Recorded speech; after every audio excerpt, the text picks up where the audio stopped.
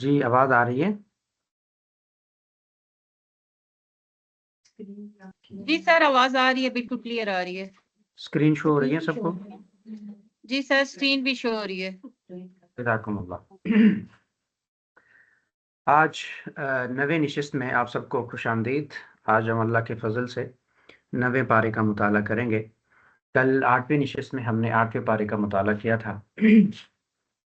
9ویں پارے میں دو صورتیں ہیں، یہ دو صورتوں کا مجموعہ ہے۔ پہلی صورت سورۃ الاعراف اور دوسری صورت سورۃ الانفال۔ سورۃ الاعراف کو کل کے سیشن میں بھی ہم نے پڑھا تھا، اس کا مطالعہ کیا تھا۔ سورۃ الاعراف کے اندر جو ہیں وہ 119 آیات جو ہیں وہ پیچھے ہم پڑھ چکے ہیں، اور دوسرا جو ہے وہ سورۃ الانفال کو ہم آج پڑھیں گے، تو اس کے اندر 40 آیات ہوں گے، اس کا ہم مطالعہ کر رہے ہوں گے۔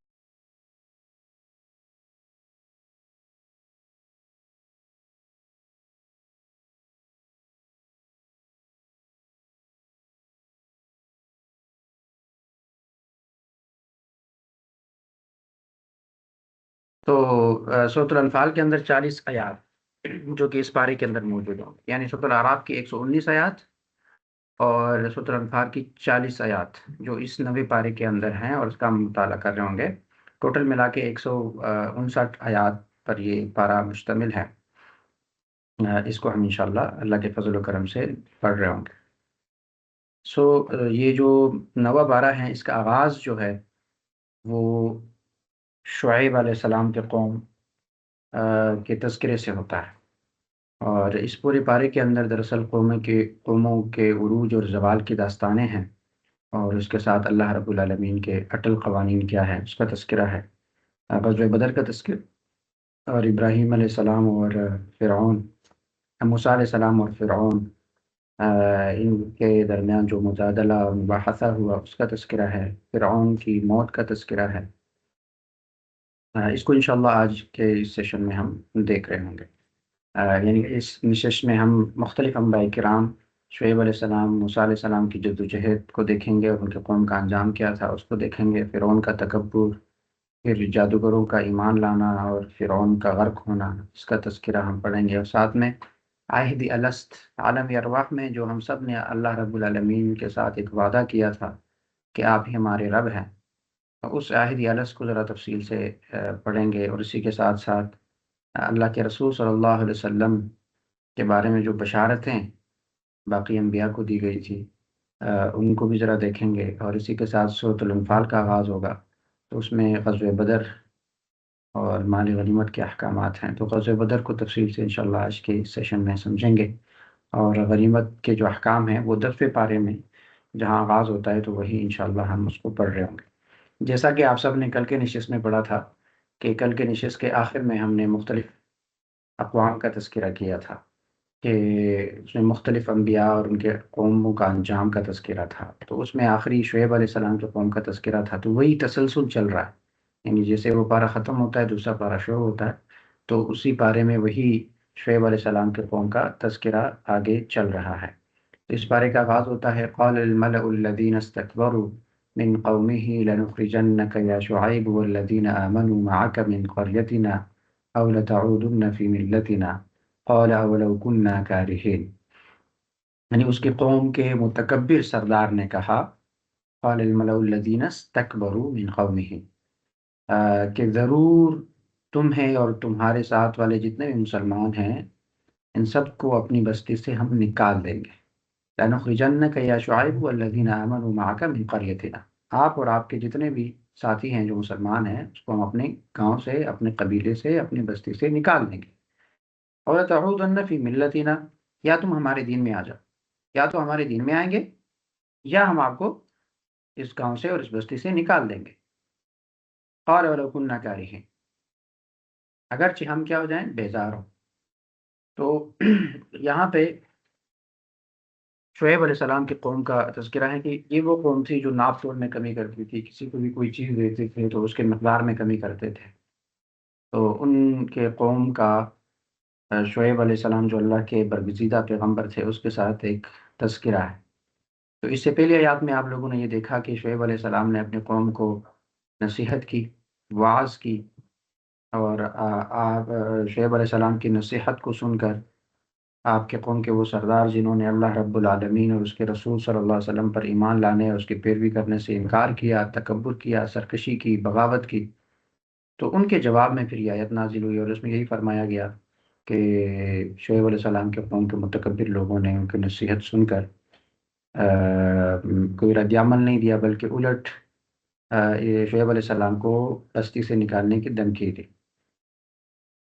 تو یاد رکھیے گا، جتنے بھی اقوام ہوتے ہیں ان قوم کی جو ہلاکت آتی ہے تو اس کے کئی اسباب ہوتے ہیں، تو اس میں ایک سبب قوم کا رہنما بھی ہوتا ہے۔ یعنی حضرت شعیب علیہ السلام کی قوم کے سرداروں کی بے ادبی ان کی ہلاکت کا سبب بنی۔ یعنی یہ لیڈر ہیں، رہنما ہے، ان کو سیدھا راستہ دکھاتا ہے، ان کی رہنمائی کرتا ہے، ان کو لیڈ کر رہا ہے، وہ نبی بھی ہیں اللہ کا۔ انہوں نے اپنی قوم نے جو ہے وہ اپنے لیڈر اور رہنما کی قدر نہیں کی، بے عزتی کی، بے ادبی کی، تو اس وجہ سے وہ ہلاک ہو گئی۔ تو اس سے یہ معلوم ہوا کہ قوم کے سردار قوم کی ہلاکت کا باعث بنتے ہیں۔ اگر یہ قوم کے سردار درست ہو جائے تو قوم اعلیٰ درجے پر پہنچا دیتے ہیں، اگر قوم کے سردار اور لیڈر اور حکمران بگڑ جائے تو ذلت کی گہری میں جو ہے وہ پوری قوم جو ہے وہ گر جاتی ہے۔ تو تاریخ گواہ ہے کہ مسلم حکمرانوں اور مسلم رہنماؤں کے اعمال، اخلاق اور کردار کی درستی نے جہاں مسلم عوام کی سیرت اور کردار کو بدل کے رکھ دیا ہے، وہیں جو ہے وہ غیر مسلم بھی اس سے بہت متاثر ہوئے ہیں، اور ان میں سے بہت سے لوگوں نے اسلام کو قبول بھی کیا اور اسلام سے وابستہ ہو گئے، جبکہ بہت سے اسلام اور مسلمانوں کی دشمنی سے باز بھی آ گئے۔ اسی طرح جب مسلم حکمرانوں اور مسلم رہنماؤں کے اعمال، اخلاق اور کردار میں بگاڑ پیدا ہوا اور وہ عیش و عشرت اور لاہ و لعب کی زندگی گزارنے میں مشغول ہو گئے، تو مسلم حکمرانوں کی عملی اور اخلاقی حالت اس قدر بگڑ کر گر گئی کہ یہود بھی ان کے حال کو دیکھ کر شرما گئے، اور اسی وجہ سے کفار کے دلوں سے مسلمانوں کا خوف، رعب اور دبدبا وہ ختم ہو گیا، اور ایک ایک کر کے مسلمانوں کے مفتوحہ علاقوں پر وہ قابض ہوتے چلے گئے۔ اور آج آپ دیکھیں مسلمانوں کا حال یہ ہے کہ وہ 57 سے زائد اسلامی ممالک میں تقسیم ہیں، اور دنیا کے انتہائی قیمتی ترین وسائل کے مالک ہونے کے باوجود وہ کفار کے قبضے میں ہیں۔ آپ دیکھیں سعودیہ کے پاس تیل ہیں، ایران کے پاس ہیں، باقی ممالک جو مسلم ممالک ہیں ان کے پاس دنیا کی معیشت ہے، پیسہ ہے، دولت ہے، سونا ہے، لیکن کوئی ویلیو ہے، کوئی قدر ہے؟ قبضے میں ہے نا، اصل میں امریکہ کے قبضے میں ہے، خود تو کچھ کر نہیں سکتے۔ کیوں؟ کیونکہ یہی مسلم حکمران جو ہیں وہ لاہولاب میں مبتلا ہے، عاشر یعنی مبتلا ہے، وہ اپنے اصل کو بھول گئے ہیں۔ تو اللہ رب العالمین ہم سب کو اپنے اسلاف کے نقش قدم پر چلنے کی توفیق عطا فرمائے۔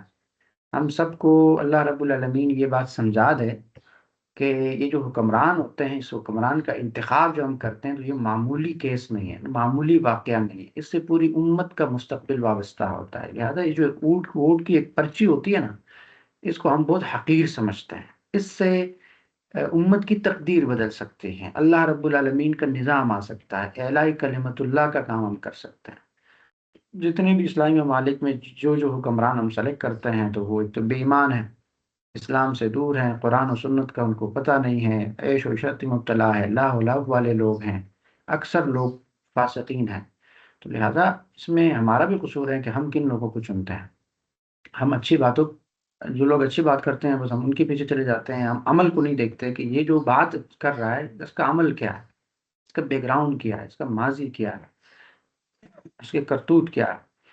تو اسی لیے تو سورۃ الفاتحہ کے اندر یہ تعلیم ہمیں دی گئی تھی نا کہ صراط الذین انعمت علیہم، یعنی نیک لوگوں کو اپنا لیڈر اور رہنما بنائے، انعام یافتہ لوگوں کو پیچھے چلے۔ جو رہبر اور رہنما آپ نے چنا ہے، جو رول ماڈل آپ نے چنا ہے، وہ کون ہے اس کے بارے میں ذرا مطالعہ تو کریں، وہ خود قرآن و سنت کے تابع ہیں یا نہیں ہے۔ ایسا نہ ہو کہ ہم گمراہ لوگوں کے پیچھے جا رہے ہیں۔ یعنی دوسری آیت میں پھر منع بھی کیا تھا نا، غیر المغضوب علیہم ولا الضالین، اس میں یہی تو تعلیم دی جا رہی ہے نا کہ مغضوب اور گمراہ لوگوں کا پیچھا نہ کرے، کی پیروی نہ کریں، ان کو اپنا لیڈر نہ بنائیں، ان کو اپنا رہنما نہ بنائیں، ان کو اپنا رول ماڈل نہ بنائیں، ورنہ آپ بھی گمراہ ہو جائیں گے، کیونکہ گمراہ لوگوں کے پیچھے جائیں گے تو گمراہی ملے گی آپ کو، ظاہر ہے۔ ہدایت یافتہ لوگوں کے پیچھے جائیں گے تو ہدایت ملے گی۔ تو اس لیے آپ لوگ نا پاکستان کے اندر صرف مختلف فرقوں میں شمولیت کی وجہ سے نا چھوٹی سوچ نہ رکھیں، براڈ تھنکنگ رکھیں، پوری امت کے بارے میں سوچیں۔ فی الوقت پاکستان جو ہے ایک ایٹمی ملک ہے، یہ پوری دنیا میں اسلامی ممالک کو ریپرزینٹ کر سکتا ہے، یہ امت مسلمہ کے عروج میں ایک بہت بڑا کردار ادا کر سکتا ہے، اور ہم یہ سمجھتے ہیں کہ امت کا مستقبل پاکستان سے جڑا ہوا ہے۔ پاکستان کے اندر صالح قیادت آ گئی اور اسلامی نظام آ گیا تو یہ سارے اسلامی ممالک کو لیڈ کر سکتا ہے۔ اللہ رب العالمین نے پاکستان کو وہ کچھ دیا ہے جو باقی اسلامی ممالک کے پاس نہیں ہے، تو لہٰذا ہم ہی ہیں جو اس پوری امت کو لیڈ کر سکتے ہیں، تو اس میں میرا اور آپ کا بھی کردار ہے۔ تو اپنے کردار کو جانیے گا، کیونکہ قوم کے لیڈر کی وجہ سے پوری قوم تباہ ہو جاتی ہے، ذلیل ہو جاتی ہے، رسوا ہو جاتی ہے۔ تو لیڈر کا انتخاب بھی تو قوم کرتی ہے نا، تو قوم کو اس بات پہ توجہ دینے کی ضرورت ہے کہ میں کس کو چنوں اور کیوں چنوں۔ اور آگے ہیں اور تعودن فی ملتنا، کہ ان قوم کے سرکش سرداروں نے کہا کہ یا تو ہمارے دین میں آ جائیں ورنہ ہم آپ کو اس بستی سے نکال دیں گے۔ یعنی اس کا لفظی ترجمہ یہی ہے نا کہ یا تو ہمارے دین میں لوٹ آؤ۔ تو اس سے ایک بات بظاہر یہ معلوم ہوتی ہے کہ معاذ اللہ حضرت شعیب علیہ السلام پہلے ان کے دین میں داخل تھے، تبھی تو انہوں نے ان کو کہا کہ آپ واپس لوٹ آ جاؤ، او لتعودن، واپس لوٹ آؤ، یعنی انہوں نے تبھی تو واپس لوٹ آنے کی دعوت دی۔ ایک یعنی ظاہری طور پر یہ پتہ چلتا ہے کہ شاید شعیب علیہ السلام پہلے ان کے مذہب پہ تھے، بعد میں شاید مسلمان ہوئے تھے، تبھی تو قوم کے سردار کہہ رہے ہیں کہ آپ واپس لوٹ جاؤ ورنہ ہم آپ کو بس سے نکال دیں گے۔ تو یہ ایک اشکال یہاں اس آیت کے اوپر پیدا ہو رہا ہے۔ اس اشکال کے مختلف جوابات مختلف مفسرین نے بھی دیے ہیں، لیکن اس میں سب سے اچھا جواب یہ ہے کہ شعیب علیہ السلام آغاز سے مسلمان تھے، کیونکہ اللہ رب العالمین کے جتنے انبیاء آتے ہیں وہ آغاز سے ہی موحد ہوتے ہیں، وہ کسی قوم کی پیروی نہیں کرتے، وہ کسی گمراہ مذہب کی پیروی نہیں کرتے، وہ اللہ رب العالمین تو انبیاء کا انتخاب پیدائش سے پہلے ہی کر لیتا ہے، تو لہٰذا وہ پہلے سے پاکیزہ ترین لوگ ہوتے ہیں۔ تو شعیب علیہ السلام جو ہیں وہ پہلے سے ہی مسلم تھے، اللہ کے تابعدار تھے، توحید پر یقین رکھتے تھے، لیکن یہ ہیں کہ وہ اپنے دینی تمام معاملات چھپ چھپا کے کرتے تھے۔ بعد میں انہوں نے اظہار کر دیا کہ میں نبی ہوں اور یہ کام کرنا ہے، تو جب بعد میں اظہار کر دیا تو لوگوں کے ذہنوں میں ایک اشکال یہ پیدا ہوا کہ یہ اب تک ہمارے دین پہ تھے اور اب انہوں نے ہمارا دین چھوڑ دیا اور یہ دوسرا دین لے کے آئے، باپ دادا کے دین سے یہ پھر گئے۔ تو لوگوں کے ذہنوں میں یہ اشکال پیدا ہوا ہے، یہ لوگوں کی غلطی ہے۔ شعیب علیہ السلام جو ہے وہ پہلے سے ہی مسلمان تھے، یعنی لوگوں کو یہ شبہ ہو گیا تھا اور یہ شک ہو گیا تھا، اس میں شعیب علیہ السلام کا کوئی قصور نہیں ہے۔ ٹھیک ہے جی، یہیں سے آغاز ہوا، اور پھر دوسری آیت کے اندر ان المؤمنون الذين اذا ذكر الله وجلت قلوبهم واذا تليت عليهم آیاته ایمانا وعلى ربهم يتوکلون، یہاں پہ جو ہیں وہ مومنین کی کچھ صفات کا تذکرہ ہے، اور یعنی پیچھے شعیب علیہ السلام کی قوم کا تذکرہ ہوا، اور پھر آخر میں اللہ نے نتیجہ لگایا کہ دیکھیں شعیب علیہ السلام کی قوم کو اللہ نے شدید زلزلے یعنی رجف کا لفظ استعمال ہوا ہے، تو زلزلے کے ذریعے سے ان کو تباہ کر دیا تھا۔ اور جو مسلمانوں کے اوصاف، مومنوں کے اوصاف یہاں پہ بیان کی جا رہے ہیں دوسرے آیت کے اندر کہ مومن لوگ جو ہیں وہ کون لوگ ہیں، ان کے اندر کون کون سے صفات حمیدہ ہوتے ہیں۔ تو وہ یہ ہے کہ جب بھی ان کے سامنے اللہ رب العالمین کی کلام کی تلاوت کی جاتی ہے، اللہ کو یاد کیا جاتا ہے، اذا ذکر اللہ وجلت قلوبہم، تو ان کے دل ڈر جاتے ہیں، اور جب ان پر اللہ رب العالمین کی آیات کی تلاوت کی جاتی ہے تو ان کے ایمان میں اضافہ ہو جاتا ہے اور وہ اپنے رب پر ہی بھروسہ کرتا ہے۔ یعنی مومنین کون لوگ ہیں؟ جن کے سامنے اللہ کی آیات کی تلاوت کی جائے تو وہ ان کے دل جو ہیں وہ ڈر جاتے ہیں، خوف طاری ہو جاتا ہے۔ پہلی بات تو یہ ہے کہ ان کے دلوں میں خوف طاری ہو جاتا ہے، یہ بہت بڑی بات ہے کہ مومنین تو وہ لوگ ہوں گے جن کے دلوں میں خوف پیدا ہوگا۔ اب ذرا ایک منٹ کے لیے میں اور آپ اس بات کو سوچیں کہ ہم کتنا ڈرتے ہیں، کتنا خوف رکھتے ہیں۔ یعنی انما المؤمنون، ایمان والے وہ ہیں، ایمان والے وہ ہیں، کون ہیں؟ جن کے سامنے اللہ کی تلاوت کی جائے تو ان کے دل جو ہیں وہ ڈر جاتے ہیں۔ یعنی ایمان والوں کی تین اوصاف کا تذکرہ ہے اس پوری آیت کے اندر۔ یعنی ایمان میں سچے اور کامل لوگوں کا پہلا وصف یہ ہے کہ وہ اللہ تعالیٰ کا خوف رکھتے ہیں۔ تو اللہ تعالیٰ کا خوف دو طریقے کا ہوتا ہے۔ اللہ تعالیٰ کا خوف دو طریقوں کا ہوتا ہے۔ ایک کیا ہوتا ہے؟ ایک یہ ہے کہ عذاب کے خوف سے انسان گناہوں کو ترک کر دیتا ہے۔ دوسرا یہ ہے کہ اللہ عز و جل کے جلال، اس کے عظمت اور اس کے بے نیازی سے انسان ڈرتا ہے۔ تو پہلے قسم کا جو خوف ہے یہ عام مسلمانوں سے پرہیزگاروں کو ہوتا ہے، اور دوسری قسم کا جو خوف ہے یہ انبیاء، مرسلین، اولیاء کاملین اور اللہ کے مقرب فرشتوں کو ہوتا ہے۔ ٹھیک ہے جی۔ اور جس کا اللہ تعالیٰ سے جتنا زیادہ قرب ہوتا ہے اتنا زیادہ وہ اللہ سے ڈرتا ہے۔ ٹھیک ہے، اتنا زیادہ ہی اس میں خوف ہوتا ہے۔ تو یہ دو قسم کا خوف۔ تو دیکھیں، حضرت ام المومنین عائشہ رضی اللہ تعالیٰ عنہ سے روایت ہے کہ اللہ کے رسول صلی اللہ علیہ وسلم نے ارشاد فرمایا کہ میں تم میں سے سب سے زیادہ اللہ رب العالمین سے ڈرنے والا ہوں، اور تم سب سے زیادہ اللہ رب العالمین کی معرفت رکھنے والا ہوں۔ تو یہاں محمد مصطفیٰ جو اللہ کے برگزیدہ نبی ہیں اور سردار الانبیاء ہیں، وہ کہتے ہیں کہ میں سب سے زیادہ اللہ سے ڈرنے والا ہوں۔ ٹھیک ہے، تو یہ اولیاء اللہ بھی اللہ سے ڈرتے ہیں۔ اسی طرح عبداللہ بن مسعود رضی اللہ تعالیٰ عنہ سے روایت ہے کہ اللہ کے رسول صلی اللہ علیہ وسلم نے ارشاد فرمایا، جس مومن بندے کی آنکھ سے اللہ رب العالمین کے خوف سے آنسو نکلے، خواہ وہ مچھر کے سر جتنا کیوں نہ، پھر وہ آنسو خسارے کے سامنے کے حصے کو مس کرے، تو اللہ رب العالمین اس بندے پر دوزخ کی آگ حرام کر دیتا ہے۔ یعنی یہ بہت بڑی بات ہے کہ انسان اللہ رب العالمین کے لیے آنسو گرائیں۔ کل بھی ہم نے اس پہ بات کی تھی کہ اصل میں تو آنسو اللہ کے لیے گرنے چاہیے۔ ہاں، ہم کس کے لیے گرا رہے ہوتے ہیں؟ تو دنیا کے کسی چیز کے لیے آنسو گرا رہے ہوتا ہے۔ اللہ کے لیے جو بندہ بھی آنسو گرائے تو اس پر دوزخ کی آگ حرام کر دی جاتی ہے۔ تو اللہ کے لیے آنسو بندہ کب گراتا ہے؟ جب انسان کے دل میں اللہ کا خوف ہو۔ اللہ کا خوف نہیں ہوگا تو آنسو تو نہیں گریں گے نا۔ تو اسی لیے یہاں اس آیت کے اندر یہی بات ہو رہی کہ مومن وہ ہیں جس کے اندر اللہ کا خوف ہو۔ تو یہ پہلی صفت تھی۔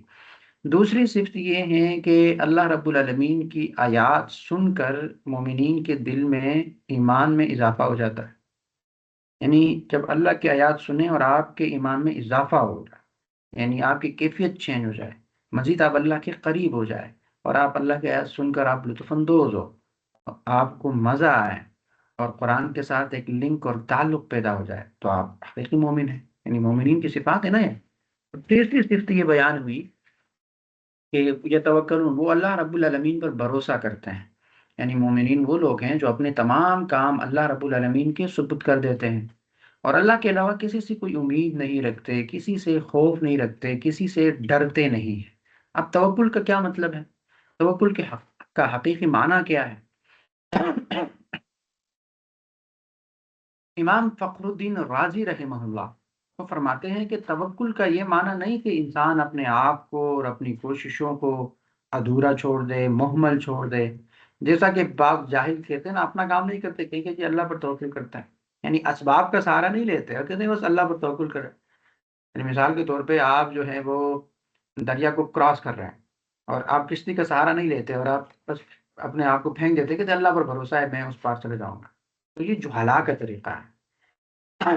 توکل تو یہ ہے کہ انسان ظاہری اسباب کو اختیار کرے لیکن دل سے ان اسباب پر بھروسہ نہ کرے، بلکہ اللہ رب العالمین کی نصرت، اللہ رب العالمین کی تائید اور اللہ رب العالمین کی حمایت پر بھروسہ کرے۔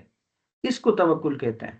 مطلب یہ ہوا کہ آپ جب بھی مثال کے طور پہ آپ سمندر کو کراس کر رہے ہیں تو آپ کشتی کا سہارا لیں کیونکہ یہ اسباب ہیں، ٹھیک ہے، لیکن آپ اس پہ بھروسہ نہ کریں کہ یہی وہ کشتی ہے، یہ مجھے بخیریت وہاں تک پہنچائے گی۔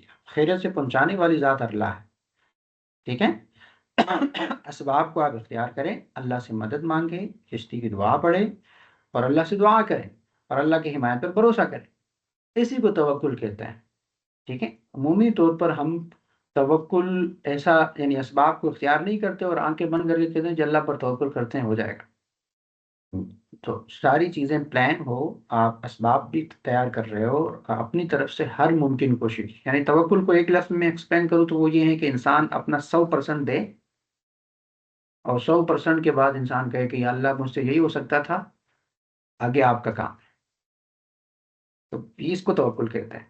ہم نے کیا کیا ہے؟ ہم کہتے ہیں انسان اپنا 1% بھی نہ کرے، اور ہم کہتے ہیں اللہ آپ کریں، تو یہ جہالت ہے۔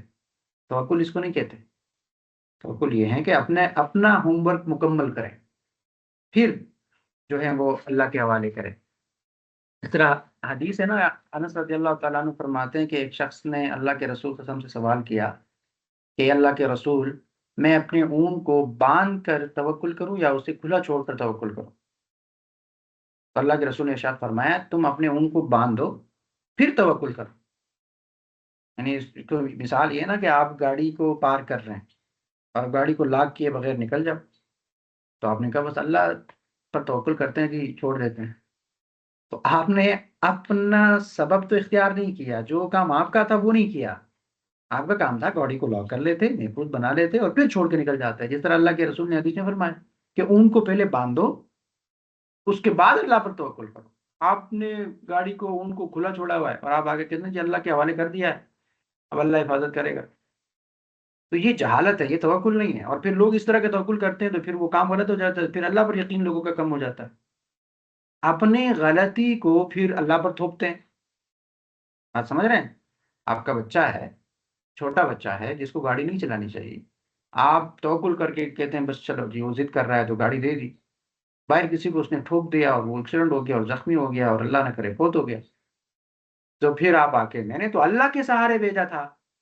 اور پھر یہ جو ہماری خواتین ہیں کہ اللہ نے مجھے ہی دیکھا ہے، میرے ہی بچے کو دیکھا تھا، فلاں کا بچہ بھی تو گاڑی چلاتا ہے، اور پھر اس طرح کی باتیں کرتے ہیں کہ انسان حیران رہ جاتا ہے کہ یہ کہاں سے آ گئی۔ یعنی اس وقت نہ اللہ کو جانتے ہیں، نہ رسول کو جانتے ہیں، نہ دین کو جانتے ہیں، ایک چھوٹی سی غم آ جائے نا پھر ان کا ایمان خلاص۔ تو اسی لیے غلط تصورات کو ذہن میں بٹھا کے اپنے رب سے نفرت پیدا کی ہے ہم نے، تو لہٰذا توکل کے صحیح مفہوم کو سمجھنا بہت ضروری ہے۔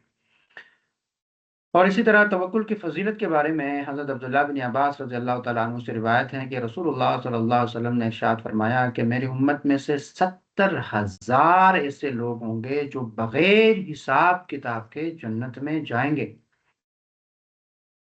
تو یہ کون لوگ ہوں گے؟ یہ وہ لوگ ہوں گے جو منتر جنتر نہیں کرتے، فال کے لیے چڑیا وغیرہ نہیں اڑاتے، اور اپنے رب پر بھروسہ کرتے ہیں۔ اہم پوائنٹ اس میں یہ ہے، اپنے رب پر بھروسہ کریں گے، توکل کریں گے، اپنے اسباب یعنی 100% اپنا کام کر کے پھر اللہ کے سپرد کریں گے، تو وہی لوگ ہوں گے جو بغیر حساب کتاب کے جنت میں داخل ہوں گے۔ اس کے بعد جو ہے اللہ رب العالمین نے قوموں کے عروج اور زوال کا ایک ضابطہ بیان کیا ہے۔ وہ یہ ہے کہ پیچھے جتنے بھی یعنی 8ویں پارے کے اندر آپ نے بہت سارے انبیاء کے قوموں کا تذکرہ سنا کہ کس قوم کو اللہ نے کیسے ذلیل کیا، رسوا کیا، تباہ کیا، نیست و نابود کیا۔ اور 9ویں پارے کے آغاز میں آپ لوگوں نے شعیب علیہ السلام کے قوم کا تذکرہ بھی سنا۔ تو اب اللہ رب العالمین یہاں پارہ نمبر 9 کے اندر قوموں کی عروج اور زوال کی داستان کو بیان فرما رہے ہیں کہ اللہ رب العالمین قوموں کو کیسے ذلیل کرتا ہے۔ تو سب سے پہلا مرحلہ یہ ہوتا ہے کہ اللہ رب العالمین اس قوم پر تنگی لاتا ہے، یعنی جو جو افراد اور جو جو قوم اللہ رب العالمین کی نافرمان ہوتی ہے تو ان کو اللہ رب العالمین تھوڑا سا تنگی میں مبتلا کر دیتا ہے۔ معیشت ضن کا اگر میں یہ آیت کوٹ کروں تو زیادہ بہتر ہے کہ معیشت کو اللہ تنگ کر دیتا ہے، ان کے ہاتھ کو تنگ کر دیتا ہے۔ ہاں، معیشت جب آپ کی کمزور ہوگی تو ظاہر ہے یہ تنگی ہے، اس سے بڑی تنگی کیا ہو سکتی ہے؟ اور یہ اللہ اس لیے کرتا ہے کہ یہ قوم گڑ گڑائیں، یہ توبہ کریں، یہ رجوع کریں، یہ اپنے رب کو پہچانیں، یہ غلط راہ پہ چل رہی ہیں، یہ سیدھی راہ پہ آ جائے، یعنی اپنا ٹریک چینج کریں۔ تو اس لیے اللہ رب العالمین قوموں پر تنگی لاتا ہے۔ تو اب قوم دیکھیں فرد سے بنتی ہے، تو افراد تنگی کا شکار ہو جاتے ہیں اور پھر ملکی لیول پر معیشت جو ہے وہ گر جاتی ہے،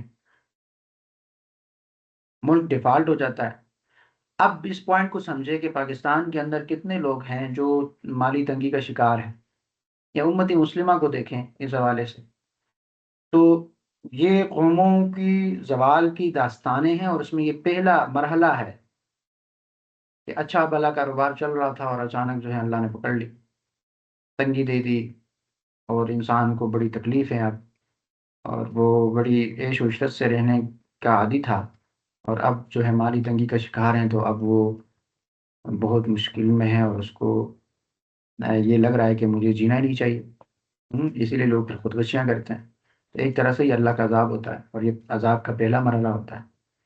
دوسرا مرحلہ یہ ہوتا ہے کہ اس سے بھی قوم اگر سدھر نہ جائے، مزید بگڑ جائے، مزید نافرمان ہو جائے، تو اللہ رب العالمین پھر ان کی بدحالی کو، اس تنگی کو، اس معاشی تنگی کو اور اس نقصان کو نفع میں بدل دیتا ہے، اس بدحالی کو خوشحالی میں بدل دیتے ہیں، اور ان کو سب کچھ مہیا ہو جاتا ہے، بہت کچھ دیا جاتا ہے، پیسے کی کمی نہیں ہے، معیشت بہتر ہے، جو چیز چاہیں وہ حاصل کر سکتا ہے، یعنی کوئی کمی نہیں ہوتی۔ جس طرح آپ کے عرب ممالک کو دیکھیں کہ اللہ رب العالمین نے ان کو نوازا ہے، ٹھیک ٹھاک نوازا ہے، اور یہ جو اتار چڑھاؤ ہے نا، یہ اللہ رب العالمین اس لیے کرتا ہے کہ ان کو تنگی سے بھی گزار دے اور پھر خوشحالی میں گزارے، تاکہ خوشحالی میں یہ صحیح بغاوت کریں، ان کو لگے کہ یہ جو میرے پاس یہ اتار چڑھاؤ ہو رہا ہے، یہ تو باپ دادا کے زمانے سے ہے جی، یہ تو اس وقت میرے باپ دادا کے ساتھ بھی یہ ہوتا رہا ہے، اتار چڑھاؤ تو زندگی کا نام ہے، تو یہ تو چل رہا ہے، یعنی وہ اس کو عذاب ہی نہیں سمجھتے، اب وہ کہتے ہیں یہ تو زندگی کا حصہ ہے، لائف کا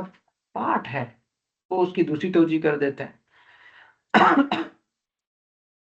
تو پھر جب اس سے بھی نہیں ہوتا اور یہ اس کو بھی کسی اور طرف منتقل کر دیتے ہیں، تو پھر اللہ رب العالمین آخری مرحلے میں گرفت کرتا ہے، پکڑتا ہے قوم کو، اور ایسے وقت میں پکڑتا ہے کہ یہ قوم خوشحالی میں ہے، اور یہ اپنے عیش و عشرت میں ہے، اور یہ اللہ کی نافرمانی میں عروج تک پہنچ چکے ہوتے ہیں، تو اس وقت یہ غفلت میں ہوتے ہیں، اور ہمیشہ جب انسان خوشحالی میں ہوتا ہے تو وہ غفلت میں ہوتا ہے، تو یہ جب غفلت میں ہوتے ہیں تو اس وقت اللہ کی پکڑ آتی ہے، اور ان کو پتہ بھی نہیں چلتا، ان کو شعور بھی نہیں ہوتا، اور اللہ کی پکڑ جو ہے بڑی سخت ہوتی ہے۔ تو پچھلے جتنے بھی اقوام ہیں ان کو بھی اللہ نے ایسے ہی پکڑا، اور مجھے اور آپ کو بھی اس میں بنیادی یہ پیغام ہے کہ اللہ رب العالمین مجھے اور آپ کو بھی ایسے پکڑے۔ فی الوقت ہم کس مرحلے سے گزر رہے ہیں، اس پہ مجھے اور آپ کو سوچنا چاہیے۔ دیکھیں، ہر فرد کا عذاب مختلف ہے، ٹھیک ہے؟ بطور قوم ایک غلط فہمی ہمارے ذہنوں میں یہ بھی ہے نا کہ اللہ کے رسول صلی اللہ علیہ وسلم نے دعا کی ہے کہ میرے قوم کو تباہ نہ کریں، تو میری قوم پر اس طرح کا کوئی عذاب نہیں آئے گا جس طرح کا عذاب پچھلے اقوام پہ آیا تھا۔ اس پوائنٹ کو ذرا ایک منٹ کے لیے سمجھ لیجئے۔ اس کا ہرگز یہ مطلب نہیں ہے کہ ہم پچھلے اقوام کی طرح تمام برائیاں اپنائیں گے اور ہمارے اوپر کوئی عذاب نہیں آئے گا کیونکہ اللہ کے رسول نے دعا کی ہے اور اللہ نے کہا کہ ٹھیک ہے میں نہیں لاؤں گا۔ یہ غلط فہمی ہے ذہنوں میں، اس کو نکال دیجیے گا۔ وہ یہ ہے کہ دعا اصل میں اس پس منظر میں ہے کہ میری قوم کو صفاستی سے نہیں مٹانا۔ اس طرح پچھلے جتنے بھی اقوام کا تذکرہ آپ نے سنا پارہ نمبر 8 کے اندر، تو پوری قوم کو تباہ کر دیا گیا، صفاستی سے مٹا دیا گیا، مقام اور مرتبہ ان کا ختم کر دیا گیا، اور ان کو ایک عبرت کا نشان بنا دیا گیا۔ ایسے نہیں ہوگا۔ پوری امت مسلمہ 1.5 ارب جو دنیا کے اندر موجود ہیں، یہ ایک دن ختم نہیں ہو جائیں گے، ٹھیک ہے؟ لیکن یہ کیا یہ ناممکن ہے کہ اللہ پورے پاکستان کی زمین کو پلٹ دے؟ اسلام کا ملک ہے، مسلمان رہتے ہیں، اور یہ ایسے مسلمان ہیں جس سے یہود شرماتے ہیں، برائے نام مسلمان ہیں سارے، اللہ کا کلمہ پڑھتے ہیں اور اللہ کی ایک بات بھی نہیں مانتے، توحید حاکمیت کو تو یہ قبول ہی نہیں کرتے، نہ ان کے اوپر اللہ کا حکم چلتا ہے، نہ ان کے ملک کے اندر اللہ کا حکم چلتا ہے، نہ ان کے حکمرانوں کے اوپر چلتا ہے۔ یہ تو باغی ہیں، سرکش ہیں، اور یہ وہ سرکش ہیں جو ایمان کے لوادے میں آ کے سرکشی کر رہے ہیں۔ جو کافر ہیں وہ کہتے ہیں میں نہیں مانتا، ان کی بات بڑی واضح ہے، لیکن جو مسلمان ہیں وہ کہتے ہیں میں مانتا ہوں، اور پھر کہتے ہیں میں نافرمانی بھی کروں گا۔ ادھر تو عجیب سی بدماشی ہے۔ آپ کسی کو ہائر کرے کسی کاز کے لیے، کسی اس کو جاب ڈسکرپشن سمجھا دے، ڈیزگنیشن دے دے کہ یہ آپ کا کام، مہینہ گزر جائے اور پھر آپ اس کو بٹھائے کے رپورٹ دے اور اس کا کام نہیں ہوگا، تو آپ اس کو کیا کریں؟ رکھیں گے نہیں، آپ تو اس کو رکھیں گے نہیں نا، آپ اس کو فائر کریں گے۔ گھر میں آپ نے میڈ رکھی ہے اور اس کے کام ہے کہ کپڑے دھونا، برتن واش کرنا، گھر کی صفائی کرنا، اور وہ ایک دن بھی نہیں کر رہی، آپ اس کو چھوڑ دیں گے؟ بھائی جس کاز کے لیے آپ کو ہم نے ہائر کیا ہے وہ کام تو آپ نہیں کر رہی، یہ کس چیز کی آپ کو سیلری دوں، تو لہٰذا آپ نے بستر گول کرو جاؤ۔ اصول ہوتا ہے نا، ڈسپلن ہوتا ہے۔ امت مسلمہ کو اللہ نے ہائر کیا، کلمہ پڑھیں گے، اللہ کے علاوہ کسی کو معبود اور اس پر پاور نہیں مانیں گے، اللہ کے علاوہ کسی کا حکم اس کے اوپر نہیں چلے گا۔ ہم سب نے اقرار کیا کہ ٹھیک ہے لا الہ الا اللہ محمد رسول اللہ، اللہ نے ہمیں ہائر کیا، وی آر مسلم، ہمارا نام مسلمان رکھا، ہم ہائر ہیں۔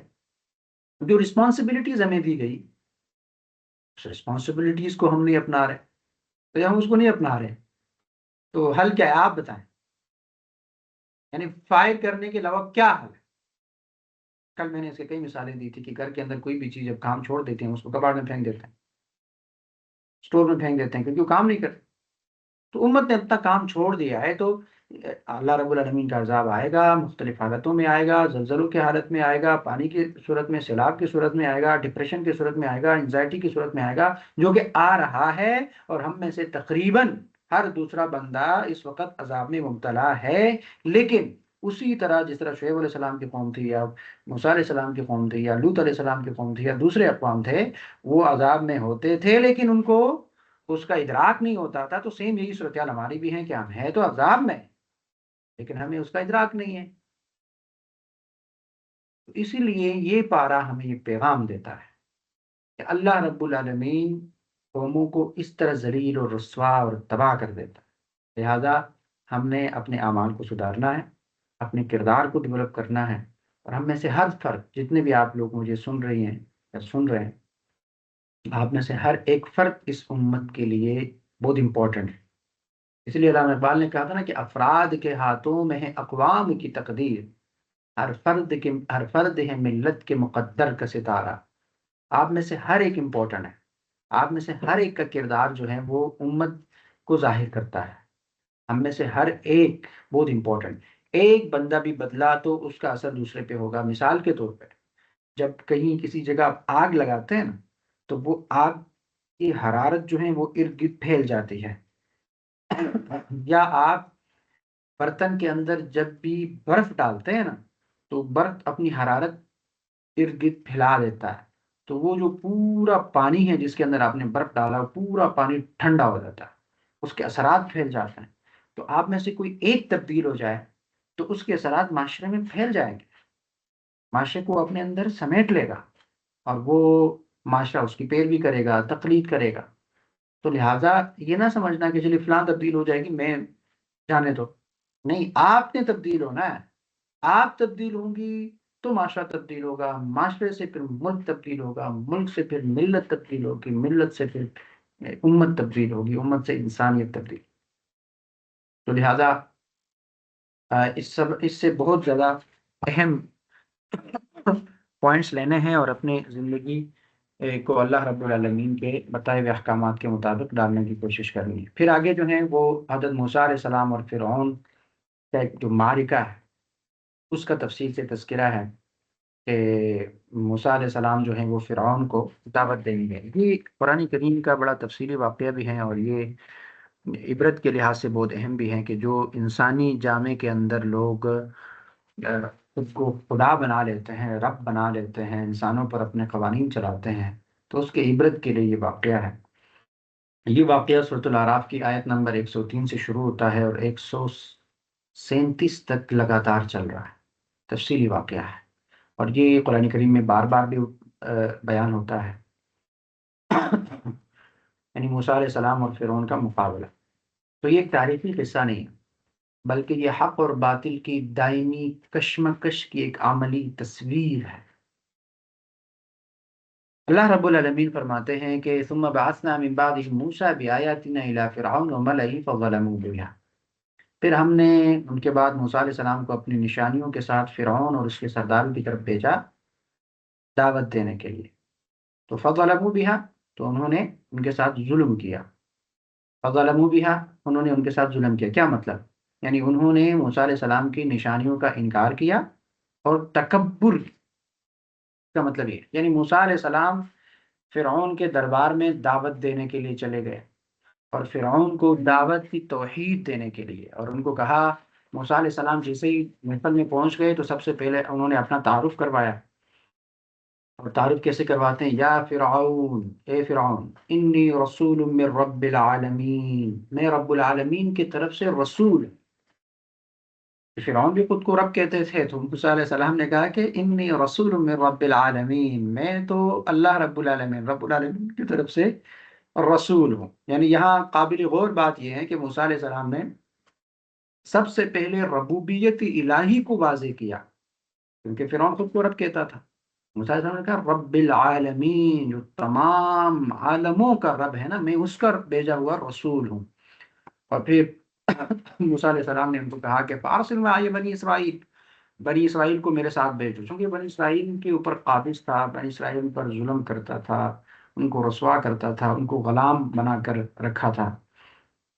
اور دوسرا واقعہ تو آپ کو یاد ہے نا کہ جب کسی نے ان کو کہا کہ ایک بندہ پیدا ہوگا جو آپ کی حکمرانی کو ختم کرے گا، تو پھر بنی اسرائیل میں سے یہ مردوں کو قتل کرنے لگا، اور اللہ رب العالمین نے اس کے باوجود موسیٰ علیہ السلام کو تخلیق کیا، پیدا کیا، پھر اس کی پرورش ان کے گھر میں کی، اور اسی طرح۔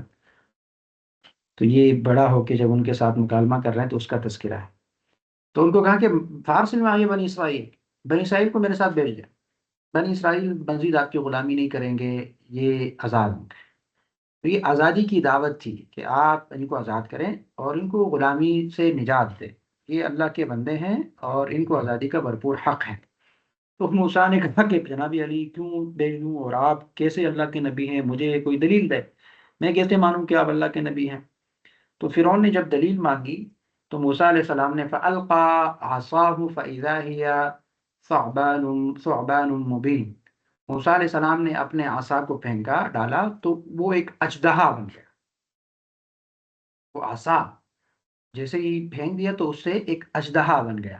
تو جیسے ہی اس کو دیکھا، اور اس کے بعد دوسرا کام کیا کیا، وَنَزَعَ يَدَهُ فَإِذَا هِيَ بَيْضَاءُ لِلنَّاظِرِينَ، اور اپنا ہاتھ نکالا تو وہ دیکھنے والوں کے لیے چمکتا ہوا ہاتھ تھا، یدی بیضا، وائٹ ہینڈ، ٹھیک ہے، ایک نور والا ہاتھ بن گیا۔ تو یہ دو دلائل موسیٰ علیہ السلام نے وہ فرعون کے سامنے رکھے، یعنی یہ دونوں معجزات تھے، یہ حقیقی معجزہ تھا، یہ کوئی جادو نہیں تھا۔ تو پھر جیسے ہی فرعون نے اس کو دیکھا تو فرعون نے کہا ان ھذا لسحر علیم، یہ تو بڑا ماہر جادوگر ہے۔ ہاں، الزام لگایا کس پہ؟ موسیٰ علیہ السلام پہ کہ یہ تو بڑا جادوگر ہے۔ تو پھر فرعون نے کیا کیا، فرعون کے جو سردار تھے، جو ان کے وزیر تھے، انہوں نے کہا کہ ایسا ہے کہ یہ بندہ بڑا جادوگر ہے، آپ ایسا کریں کہ ان کو چیلنج دیں اور ان کو کہیں کہ ٹھیک ہے، ہم سارے ماہر اپنے ملک کے جتنے ماہر جادوگر ہیں ان سب کو جمع کرتے ہیں اور مقابلے کے دن کا تعین کرتے ہیں، پھر آپ آ جائیے گا، آپ اگر جیت گئے تو بھی دیکھ لیں گے۔ تو چنانچہ پھر فرعون نے ایک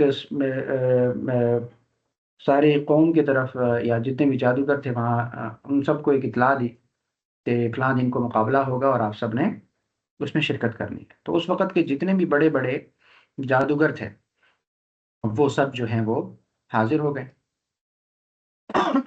اور ان سب نے فلما القوا سحروا اعین الناس، یہ لوگوں کے سامنے حاضر ہو گئے اور لوگوں کے آنکھوں پر انہوں نے جادو کیا، اور انہوں نے کچھ رسیاں پھینکی اور وہ لوگوں کو سانپ لگنے لگے کیونکہ لوگوں کے آنکھوں پر جادو تھا۔ تو فلما القوا سحروا اعین الناس، جب انہوں نے ڈالا تو لوگوں کی آنکھوں پر جادو انہوں نے کر دیا تھا، تو وہ چیز لوگوں کے سامنے سانپ نظر آنے لگی۔ تو پھر موسیٰ علیہ السلام نے عصا ڈال دیا، تو فَإِذَا هِيَ تَلْقَفُ مَا يَأْفِكُونَ، تو وہ ان کے سارے جھوٹ کو جو ہے وہ نگلنے لگے، جتنے بھی ان کے چھوٹے چھوٹے سانپ تھے نا، وہ سب سانپ موسیٰ علیہ السلام کے اس عصا سے جو سانپ بنا تھا اس نے کھا لیا۔ تو یہ دیکھ کر جادوگر بڑے حیران ہو گئے کہ یہ جادو تو نہیں ہو سکتا بھائی، پوائنٹ سمجھ رہے ہیں؟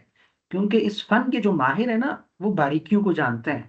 تو انہوں نے جب دیکھا کہ یہ عصا سے سانپ بن گیا اور اس نے ہمارے سارے سانپوں کو کھا لیا، تو دس از ناٹ سحر، یہ جادو نہیں ہے۔ تو ان کو حقیقت کا ادراک ہو گیا، تو فوراً وہ سب سجدے میں گر گئے، قالوا آمنا برب العالمین، ہم رب العالمین پر ایمان لائے۔ سب نے کہا کہ ہم ایمان لاتے ہیں، کیونکہ وہ جادوگر فن کے ماہر تھے، تو فوراً وہ سمجھ گئے کہ یہ جادو نہیں ہے بلکہ معجزہ ہے، تو اس لیے وہ سب ایمان لے آئے اور سجدے میں گر گئے۔ تو جب وہ سب سجدے میں گر گئے تو اس دوران جو ہے کیا ہو گیا، فرعون نے ان کو دھمکی دی۔ فرعون نے کہا کہ میں آپ کے پاؤں ہاتھ جو ہیں وہ الٹے سمت کاٹ دوں گا اور سولی پر لٹکا دوں گا، سولی پر لٹکا دوں گا یعنی آپ کو پھانسی دے دوں گا۔ تو اس پر بھی ان سب نے کہا کہ ہم اپنے رب کی طرف واپس چلے جائیں گے، آپ ہمیں پھانسی دے، جو بھی کریں، ہمیں اس سے کوئی فکر نہیں، یعنی فرعون نے کہا لأقطعن أيديكم وأرجلكم من خلاف، میں تمہارے ہاتھ پاؤں الٹ سمت کاٹ دوں گا۔ انہوں نے کہا إنا إلى ربنا منقلبون، ہم اپنے رب کی طرف لوٹنے والے ہیں، ہمیں اس میں کوئی پرواہ نہیں ہے۔ تو یہ ایمان کی پختگی کی مثال تھی کہ اللہ رب العالمین نے ان کو حق دکھایا اور وہ ایمان کو قبول کر گئے، اور پھر فرعون کے اس بڑے دھمکی کو بھی وہ ایکسیپٹ نہیں کیا۔ انہوں نے کوئی بات نہیں، ہم اللہ کی طرف جا رہے ہیں، ہمیں کوئی مسئلہ نہیں ہے۔ ٹھیک ہے جی۔ پھر اس کے بعد جو ہیں وہ فرعون علیہ السلام فرعون اور اس کے پورے آل پر جتنے بھی عذاب نازل ہوئے ہیں اس کا تذکرہ ہے کہ فرعون نے اس وقت بھی تو اللہ کا انکار کیا، اور جو مقابلہ رکھا تھا اس میں بھی وہ ہار گئے، لیکن پھر بھی حق کو قبول نہیں کیا۔ قوم میں سے بہت سارے لوگوں نے تو قبول کیا لیکن اس نے قبول نہیں کیا تھا۔ پھر مختلف ادوار میں، مختلف اوقات میں اللہ رب العالمین نے فرعون پر مختلف عذاب نازل فرمائے، اس کے قوم پر مختلف عذاب نازل فرمائے تاکہ یہ سدھر جائے۔ یعنی فَأَرْسَلْنَا عَلَيْهِمُ الطُّوفَانَ وَالْجَرَادَ وَالْقُمَّلَ وَالضَّفَّادِ وَالدَّمِ آیَاتٍ مُفَصَّلَاتٍ، یعنی بس ہم نے ان پر طوفان، ٹڈیاں، جوئیں، مینڈک اور خون بھیجا، یعنی یہ مختلف عذاب تھے، اور ہر عذاب کے وقت وہ وعدہ کرتے رہے، مگر عذاب ہٹتے ہی وہ انکاری ہو جاتے، وہ ہٹ درم ہو جاتے، یعنی مسلسل ہٹ درمی کرتے آ رہے۔ یعنی کبھی اللہ نے ان پر طوفان بھیجا، شدید بارشیں اور سیلاب آ گئے، کبھی جراد یعنی ٹھڈیاں جو ان کی کھڑی فصلوں کو کاٹ دیتی تھی، ختم کر دیتی تھی، تو ایک عذاب تھا نا معاشی طور پر ان کو خراب کرنے کے لیے، کہ ان کی فصل ہو ہی نہیں رہی، ہو رہی ہے تو ٹڈیاں آ کے سکھا رہی۔ پھر قمل یعنی وہ کیڑا جو اناج اور بالوں میں گھس جاتا ہے اور پورے اناج کو ختم کر دیتا ہے، یہ چیز، یہ بھی ایک عذاب ہوتا ہے۔ اسی طرح پھر مینڈک، یعنی جو ہر برتن اور بستر اٹھاتے تھے اس سے مینڈک نکلتے تھے، ہر جگہ مینڈک مینڈک مینڈک۔ اور پھر خون، یہ ہے کہ ان کے پانی کو خون کر دیا، یعنی پانی میں ہر جگہ خون نظر آنے لگا۔ تو جب بھی یہ عذاب آتے تھے تو وہ ہر بار اس وقت مانتے تھے ٹھیک ہے، موسیٰ سے دعا کی درخواست کرتے، لیکن جیسے ہی عذاب ٹل جاتا تو پھر وہ مکر جاتے، پھر بغاوت کرتے، پھر سرکشی کرتے، پھر وہی اعمال کرتے۔ یہی حال ہمارا بھی ہے۔ زلزلہ آتا ہے نا، ایک منٹ کے لیے ذرا سوچیں، زلزلہ ایک طرح سے اللہ کا عذاب